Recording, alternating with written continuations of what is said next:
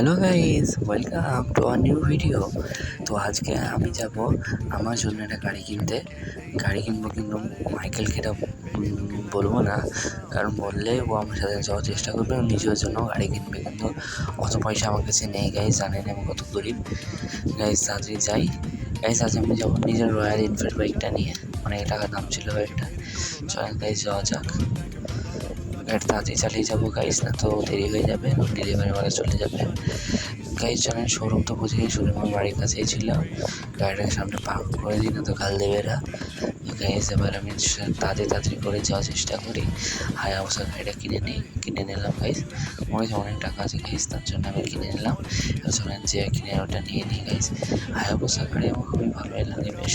এটা কাস্টমাইজের ভিডিও করে ভিডিও বলতে আসবে, তার জন্য সাবস্ক্রাইব করে নাও গাইস।